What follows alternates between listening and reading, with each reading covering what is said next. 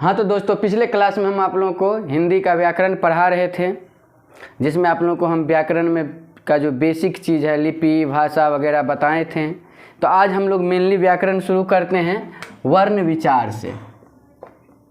वर्ण विचार हम बताए थे, व्याकरण के 3 मुख्य अंग हैं, वर्ण विचार, वाक्य विचार।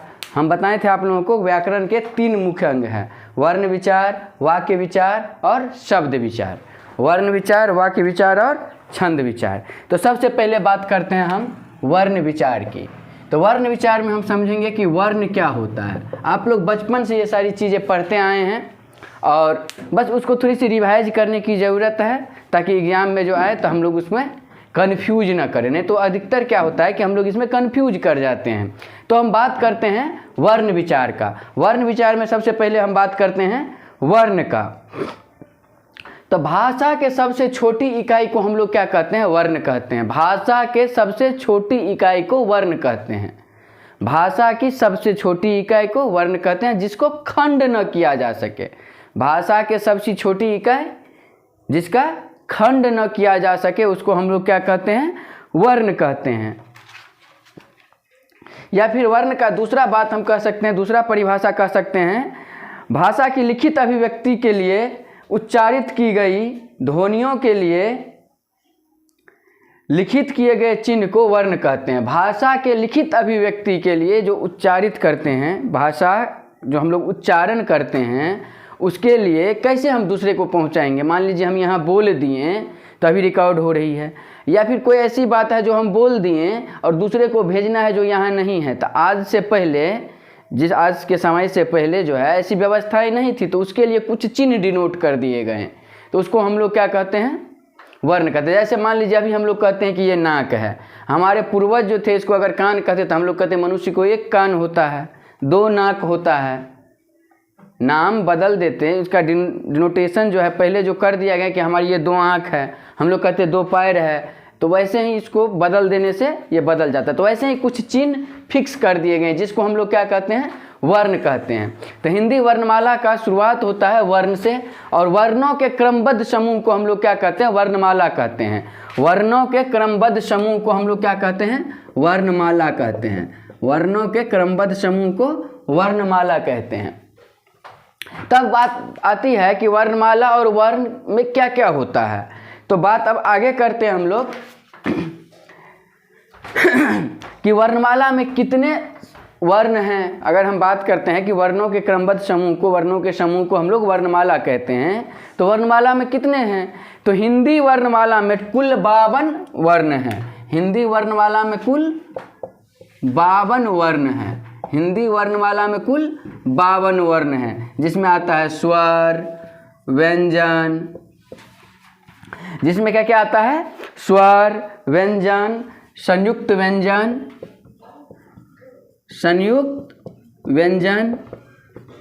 द्विगुण व्यंजन। इसमें आता है स्वर, व्यंजन, संयुक्त व्यंजन, द्विगुण व्यंजन, विसर्ग, स्वर की संख्या, व्यंजन की संख्या, द्विगुण व्यंजन, विसर्ग, और इसमें बाबू आता है अनुस्वार, और इसमें आता है अनुस्वार, और इसमें आता है अनुस्वार। तो सबका संख्या कुल टोटल मिला के कितनी है? 52। हिंदी वर्णमाला में 52 है, जिसमें स्वर 11 है, व्यंजन 33 है। स्वर 11 है, व्यंजन 33 है, संयुक्त व्यंजन 4 है, द्विगुण व्यंजन जो है 2 है। तो कितना हो गया? संयुक्त व्यंजन, द्विगुण व्यंजन, विसर्ग और अनुस्वार। तो विसर्ग और अनुस्वार 1-1 है। विसर्ग और अनुस्वार 1-1 है। ये कुल मिला के 52 वर्ण होते हैं। आप लोग इसका स्क्रीनशॉट अगर लेना चाहेंगे तो ले सकते हैं कि हिंदी वर्णमाला में कुल 52 वर्ण है, जिसमें 11 स्वर है और 33 व्यंजन है, 4 संयुक्त व्यंजन है, 2 द्विगुण व्यंजन है और 1 विसर्ग है। कुल जोड़ के 33, 1, 34, 10, 44, 45, 4, 49, 50, 51 और 52, टोटल 52 वर्ण है। तो हिंदी वर्णमाला में अगर हम कुल वर्णों की संख्या का बात करें तो 52 वर्ण है।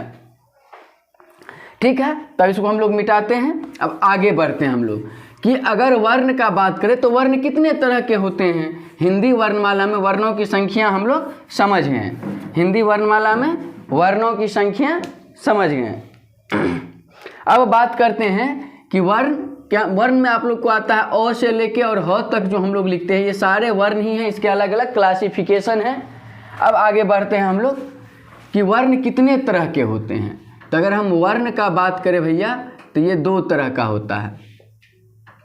मेनली वर्ण 2 तरह के होते हैं, एक होता है स्वर वर्ण और एक होता है व्यंजन वर्ण। स्वर वर्ण और व्यंजन वर्ण आप लोग पढ़े हैं इसको, इसके बारे में बचपन से आप लोग पढ़ते आते हैं कि वर्ण 2 तरह का होता है, एक स्वर वर्ण और एक व्यंजन वर्ण। स्वर वर्ण का बात करते हैं जिसको बोलने के लिए किसी दूसरे की सहायता नहीं लेनी पड़ती है, उसको हम लोग कहते हैं स्वर वर्ण। जो बोलने में वायु के बिना रुकावट का बोला जा सकता है, कोई चीज़ जैसे अ, आ, हर्षी, दीर्घी, ऐसे जो हम लोग बोलते हैं, तो जिसको बोलने में दूसरे किसी का मदद नहीं लेना पड़ता उसको क्या कहते हैं, स्वर वर्ण। जो बिना किसी के सहायता का बोला जाए, जो बिना किसी के सहायता का बोला जा सकता है। और व्यंजन वर्ण हो जाएगा जिसको बोलने के लिए स्वर की सहायता लेनी होती है। तो स्वर और व्यंजन आप लोग समझ रहे हैं, ये सारी चीज़ बचपन से पढ़ते हैं, 3-4 क्लास से लेके जब तक हम लोग पढ़ते हैं, जब तक कंपटीशन देते हैं, सारी कंपटीशन के एग्जाम में कोई ना कोई क्वेश्चन इन सब चीज़ों से रहता ही है, चाहे वो पैरा मेडिकल हो, बीपीएससी का हो, बिहार एसएससी हो, सारे एग्जाम में ये सारे क्वेश्चन सब आते हैं। तो बात करते हैं हम लोग स्वर का। तो जिन वर्णों को उच्चारण करते समय किसी अन्य वर्ण की सहायता नहीं लेनी पड़ती है उसको हम लोग क्या कहते हैं, स्वर वर्ण। जो बिना किसी के सहायता का बोला जाए, यहाँ पे बिना किसी का मतलब क्या है, बिना किसी वर्ण, बिना किसी वर्ण के सहायता का बोला जाता है, जिसको बोलने के लिए दूसरे के मदद की जरूरत नहीं होता है, वो खुद अपने आप में बाहुबली है। तो बात करते हैं हम लोग स्वर वर्ण का। स्वर वर्ण क्या होता है, खुद ही बिना किसी के सहायता का बोला जा सकता है। वहीं व्यंजन वर्ण का अगर हम बात करें भैया, तो व्यंजन वर्ण बोलने के लिए हमको स्वर वर्ण की सहायता लेनी होती है। अब हम बात करते हैं कि स्वर वर्ण कितने हैं। अभी आपको हम बताए हैं स्वर की संख्या कितनी है, स्वर की संख्या कितनी है, 11। वहीं व्यंजन की संख्या कितनी है, व्यंजन की संख्या है 33। स्वर वर्ण कितने हैं, 11, और व्यंजन वर्ण कितने हैं, 33। तो स्वर वर्ण कौन कौन से हैं, अ, आ, हर्षी, दीर्घी, हर्षु, दीर्घु, कितने हो गए, 2, 2, 4, 2, 6, 2, 2, 4 और 2, 6। अब हम बात करते हैं, इसमें और आ जाता है री, और आ जाता है री, ए, आई, ओ, कितने हो गए, 10, और एक होता है औ, ये हो गया 11। तो ये 11 क्या है, स्वर वर्ण है। क्या है, स्वर वर्ण है। ये 11 स्वर वर्ण है। आप लोग देख रहे हैं, अ, आ, हर्षी, दीर्घी, हर्षु, दीर्घु, री, ए, ऐ, ओ और औ, ये 11 स्वर वर्ण है। अब बात करते हैं हम लोग व्यंजन वर्ण की। तो इनके अलावा कुछ अक्षरों को छोड़ के जो बाकी बच जाता है वो क्या होता है भैया, व्यंजन वर्ण होता है, जिसमें आता है क वर्ग। क वर्ग का मतलब पूरा क, ख, ग, घ, र। च वर्ग का मतलब च से लेके य तक। ट वर्ग का मतलब ट से लेके न तक। और त वर्ग का मतलब त से लेके न तक। प वर्ग का मतलब प से लेके म तक। तो ये सारे कितने हो जाते हैं, 33। तो इनको हम लोग क्या कहते हैं, व्यंजन। क्या कहते हैं, व्यंजन। तो व्यंजन की संख्या कितनी है, 33 है। अब आगे बढ़ते हैं हम लोग, जो हम कहते हैं अनुस्वार। तो अनुस्वार में क्या आ जाता है, अंग। अनुस्वार में क्या आ जाता है, अंग। अंग जो लिखते हैं अंगूर वाला, अंग टू अंगूर, अंग से अंगूर वाला, जो इसको हम लोग क्या कहते हैं, अनुस्वार। अब हम बात करते हैं आगे स्वर का। स्वर और व्यंजन उम्मीद करते हैं आप लोग समझ गए होइएगा। अब हम बात करते हैं स्वर के भेद का। आप लोग अगर इसका स्क्रीनशॉट वगैरह जो लेना हो तो ले सकते हैं।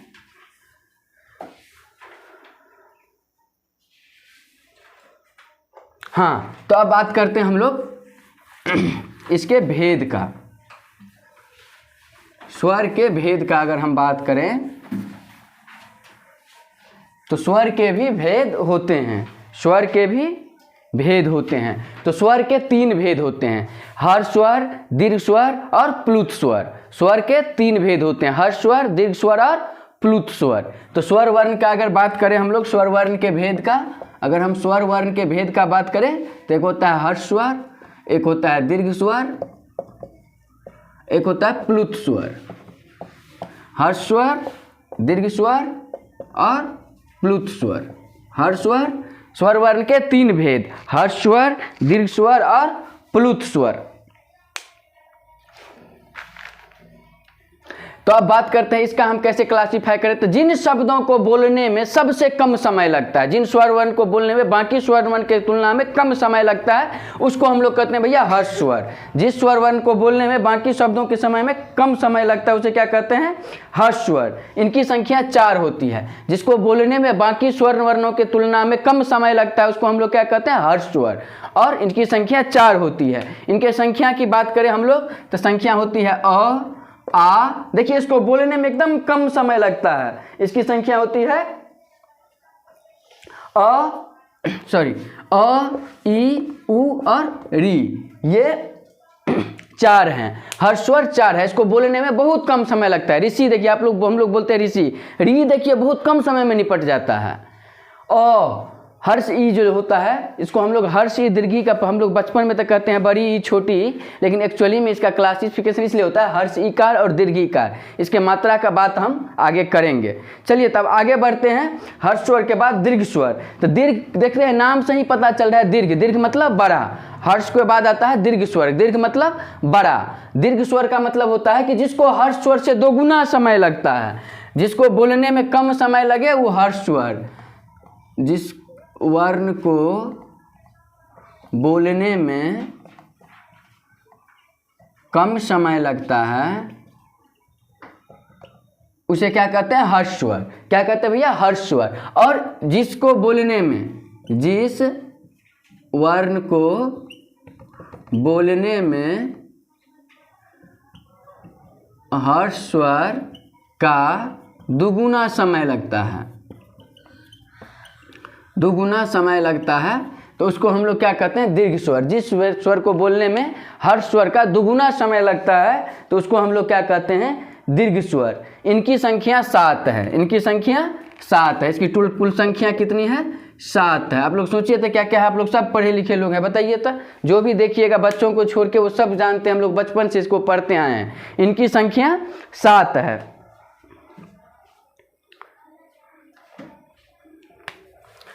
आ, दीर्घ ई, उ, ए, मतलब इस 4 के अलावा जो 7 बच जाता है, हम कहते हैं ना कि स्वर की संख्या कितनी है, 11 है। ए, ऐ, ओ और ओ, 3 3 6 1 7।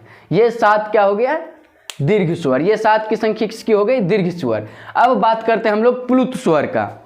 तो जिन स्वर को बोलने में इस हर्ष स्वर का 3 गुना समय लगता है उसको हम लोग क्या कहते हैं, प्लुत स्वर। जिस स्वर को बोलने में इस हर्ष स्वर का 3 गुना समय लगता है उसको हम लोग क्या कहते हैं, प्लुत स्वर। हर्ष स्वर हो गया, दीर्घ स्वर हो गया, प्लुत स्वर हो गया। तो देखिए जिसको बोलने में कम समय लगे हर्ष स्वर, जिसको बोलने में हर्ष स्वर का 2 गुना समय लगे वो दीर्घ स्वर है। जिसको बोलने में हर्ष स्वर का 3 गुना समय लगे उसको क्या कहते हैं, प्लुत स्वर। अब बात करते हैं भैया प्लुत स्वर का। तो प्लुत स्वर में क्या हो गया, जिसको बोलने में, जिस वर्ण को बोलने में, ऐसे हम लोग लिख सकते हैं कि जिस वर्ण को बोलने में, जिस वर्ण को बोलने में हर्ष स्वर का 3 गुना समय लगे, 3 गुना समय लगे। जैसे हम लोग बोलते हैं ओम, ओम, ओम बोलने में ज़्यादा समय लगता है। हम लोग देखते हैं योगाचार में एकदम बहुत लंबा इसको खोज देते हैं, ओम। जितना चाहे आप उसको खींच सकते हैं। उस योग का भी अपना कुछ नियम है, उस नियम के आधार पे हम लोग क्या करते हैं, उसको आगे खींचते हैं। तो ये क्या हो गया, जिसको बोलने में कम समय लगे हर्ष, जिसको बोलने में हर्ष का 2 गुना लगे वो दीर्घ, और जिसको बोलने में हर्ष स्वर का 3 गुना समय लगे वो प्लुत स्वर। तो उम्मीद करते हैं आप लोग इस स्वर के तीनों भेद समझ गए होंगे। अब भैया कि जितने भी स्वर हैं इसको अगर हम आगे लिखते हैं, इसकी सहायता की जहाँ ज़रूरत होती है, तो इन सब की अपनी अपनी मात्राएं हैं। तो इनके मात्रा का बात करें तो अ का कोई मात्रा नहीं होता है, अ का कोई मात्रा नहीं होता है। हर्ष ई का मात्रा इस तरह से होता है, ऊ का मात्रा ऐसे होता है, री ऐसे होता है, आ के लिए एक डंडा, दीर्घ ई इस तरह से है, हर्ष ऊ तो सॉरी इसमें दीर्घ ऊ होगा, तो दीर्घ ऊ हम लोग ऐसे लिखते हैं, ए के लिए एक डंडा, ऐ के लिए दो, ओ के लिए ये और औ के लिए ये। इसी में अगर हम बात करें अनुस्वार का, तो अनुस्वार के लिए हम लोग क्या करते हैं, ऊपर ये दे देते हैं, अनुस्वार के लिए ऊपर अंगा दे देते हैं, अंगा के लिए जो बिंदु होता है उसको हम लोग क्या कहते हैं, अनुस्वार कहते हैं। आप लोग इसको देख रहे होंगे, अगर लिखना चाहेंगे तो लिख लेंगे। अब हम लोग फिर आगे बढ़ते हैं।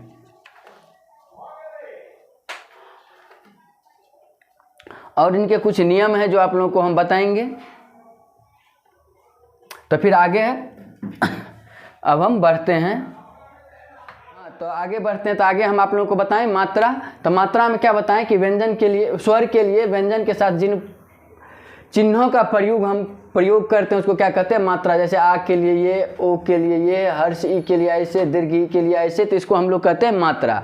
इस मात्रा में रॉ के साथ एक एक्सेप्शन केस है। रॉ में अगर हम मात्रा लगाते हैं तो नीचे नहीं लग के, ये सारी मात्रा अगर हर्षुकार दीर्घुकार अगर हम लगाते हैं तो सब में नीचे लगता है, लेकिन रॉ के साथ ये अलग है। रॉ में अगर हर्षुकार लगाएंगे तो ऐसे लगाएंगे और दीर्घुकार लगाएंगे तो ऐसे लगाएंगे। जैसे हम लोग लिखते हैं रुपया, लिखते हैं ना रुपया, तो इसको हम लोग रॉ के साथ ऐसे लगाते हैं, रुपया जैसे लिखते हैं। अगर रॉ के साथ एक और बात है बाबू एक्सेप्शन, कि जब रॉ हलंत रहता है इसको व्यंजन के पहले लगाते हैं। जब आधा रॉ रहता है, रॉ हलंत रहता है, इसको व्यंजन के पहले लगाते हैं तो ये क्या हो जाता है, दूसरे व्यंजन के ऊपर चल जाता है। ऐसे कर्म पढ़ते हैं हम लोग नहीं पहले, कर्म तो लिखना तो चाहिए बीचे में, लेकिन ये आधा रॉ होता है, रॉ हलंत होता है, तो इसको हम लोग दूसरे व्यंजन के ऊपर लगा देते हैं। ठीक है, तो रॉ के साथ दूसरा एक्सेप्शन केस, ये पहला एक्सेप्शन केस कि ये बीच में लगता है, दूसरा कि भैया ये जब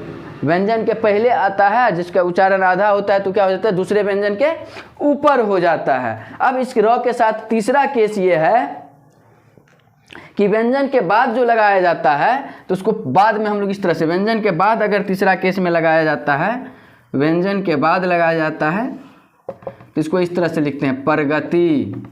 व्यंजन के बाद अगर लगाया जाता है तो इसको हम पहले व्यंजन के पहले लगा देते हैं नीचे, प्रगति हो गया, प्रमोद हो गया, तो इसको हम लोग क्या करते हैं ऐसे लगा देते हैं। और चौथा जिसको टो और डो के साथ लगाया जाता है, जब इसको रॉ के हर्षु और दीर्घु को टो और डो के साथ लगाते हैं तो इसको ऐसे लिख देते हैं, जैसे राष्ट्र, ट्रक, है ना, तो ये नीचे लग जाता है इस तरह से, इस तरह से, ठीक है, पाई के तरह से, ठीक है, कहीं कहीं पे ऐसे लग जाता है। ठीक है, समझ गए आप लोग। तो फिर आगे अब हम बात करेंगे व्यंजन का। ठीक है, तो आज का क्लास यहीं रहने देते हैं, अगले क्लास में हम लोग पढ़ेंगे व्यंजन। ठीक है दोस्तों, बाय।